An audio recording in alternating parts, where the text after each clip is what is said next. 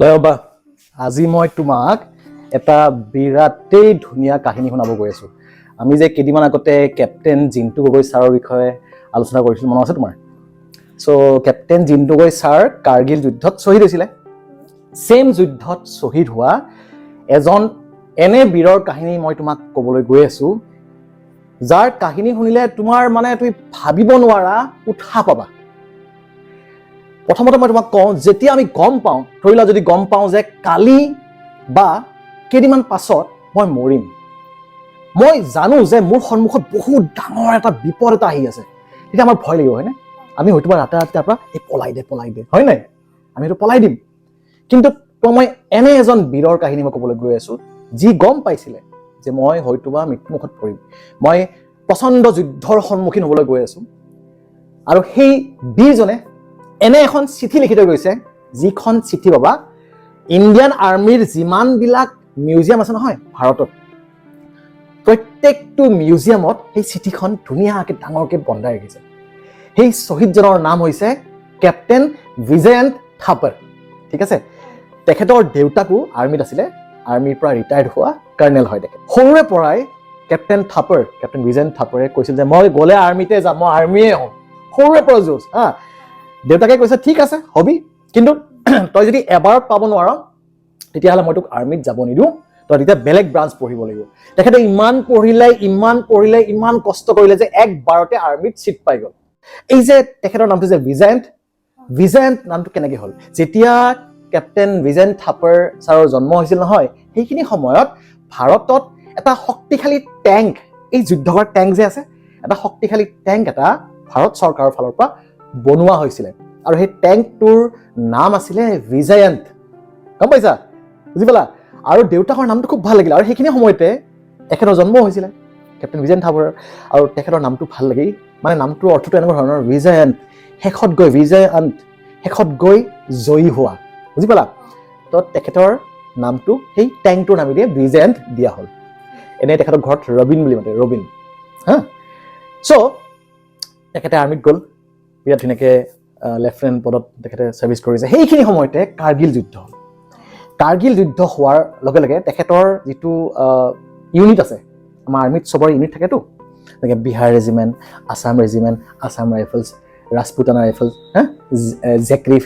চ' এখেতৰটো আছিলে Rajputana Rifles, second Rajputana ৰাইফলছক লগে লগে কাৰ্গিললৈ পঠাই দিয়া হ'ল। বিভিন্ন ৰেজিমেণ্ট গৈছিলতো কাৰ্গিলত।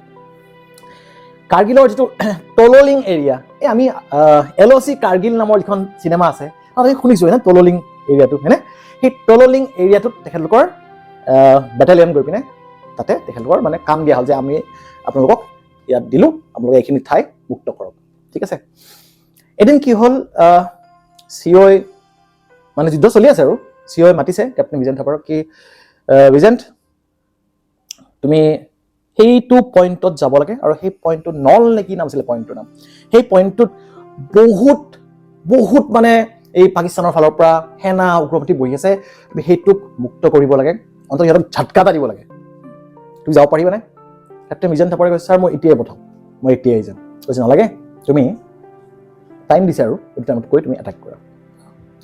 কেপ্টেইন বিজয়ন্ত থাপাৰৰ টীমত 12জন সদস্য আছিল। সকলোৱে মাতিলে, কৈছে যে আমি এনেকুৱা এটা ঠাইত গৈ আছো য'ৰ পৰা হয়তোবা আমি কেইজনমান ঘূৰি নাহিব পাৰোঁ, কিন্তু এতিয়াও যদি কাৰোবাৰ যাবলৈ মন নাই, যদি কাৰোবাৰ ভয় আছে, তেতিয়াহ'লে এতিয়াও যাব পাৰা ঘূৰি।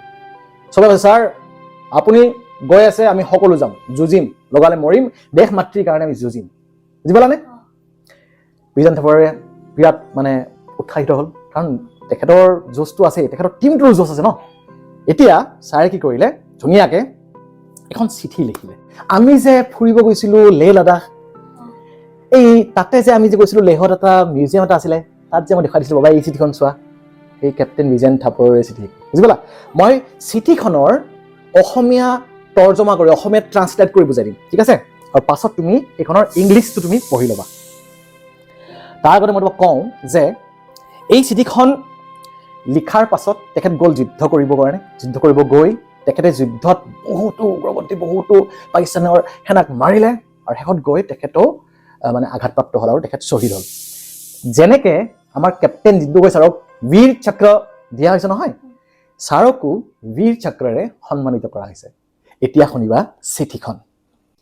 মৰমৰ মা, দেউতা, ভাইটি আৰু আইতা, তোমালোকে যেতিয়ালৈকে এই চিঠিখন পাবা, মই তেতিয়ালৈকে দূৰ আকাশত থাকিম, য'ত মোক অপ্সৰাসকলে শুশ্ৰূষা কৰি থাকিব।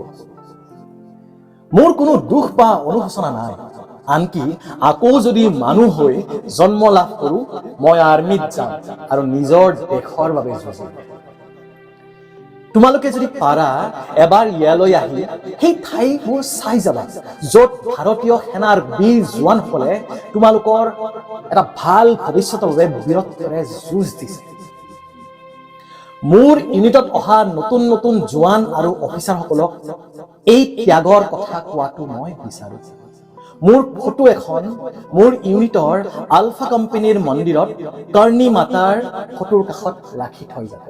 কৰ্ণী মাতা এগৰাকী দেৱীৰ নাম। মোৰ শৰীৰৰ পৰা যি যি অংগ দান কৰিব পৰা যায় সকলো উলিয়াই লৈ যাব, মানে অৰ্গেন ডনেশ্যনৰ কথা কৈছে। অনাথ আশ্ৰমত কিছু টকা দি দিবা মোৰ ফালৰ পৰা, আৰু ৰূপচানাক প্ৰত্যেক মাহে 50 টকাকৈ দি থাকিবা। যোগী বাবাকো এবাৰ লগ ধৰি যাবা। এই যে বাবা ৰূপচানাৰ কাহিনীটো মই কওঁ শুনা। যেতিয়া কেপ্টেইন বিজেন থাপাৰ তাতে জম্মু কাশ্মীৰ পষ্টেড আছিল নহয়, সদায় মানে যেতিয়া ঘূৰি ফুৰে নহয়, দেখে যে এগৰাকী সৰু ছোৱালীয়ে চাই থাকে, একদম চাই থাকে। কেপ্টেইন থাপাৰে সদায় মাত দিয়ে, হেল্ল' কি খবৰ, মাত দিয়ে। ছোৱালীজনীতো একো নামাতে, সদায় মাত দিয়ে, তাই একো নামাতে, চাই থাকে।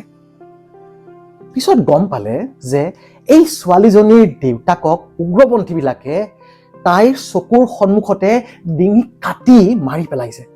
এই সৰু বাচ্ছাটোৱে চক খাইছে নবা, সৰু বাচ্ছা এটা নিজৰ সন্মুখত দেউতাকক মাৰি পেলোৱা দেখা পাইছে, কিমান আঘাত পাইছে। কেপ্টেইন বিজেন থাপাৰৰ কথাষাৰ শুনি বহুত দুখ লাগিলে। তেওঁ সদায় যায় আৰু ৰূপচানাৰ বাবে চকলেট লৈ যায়, কিবা মৰ্টন লৈ যায়, কিবা খোৱা বস্তু লৈ যায়, সদায় কথা পাতোতে এসময়ত এনেকুৱা হ'ল ৰূপচানাৰ মুখেৰে আকৌ মাত মতা আৰম্ভ হ'ল, আকৌ হাঁহা আৰম্ভ হ'ল। খুব ভাল লগা কথা ন। চোৱা, চিঠিখনতো ৰূপচানাৰ কথা লিখিছে।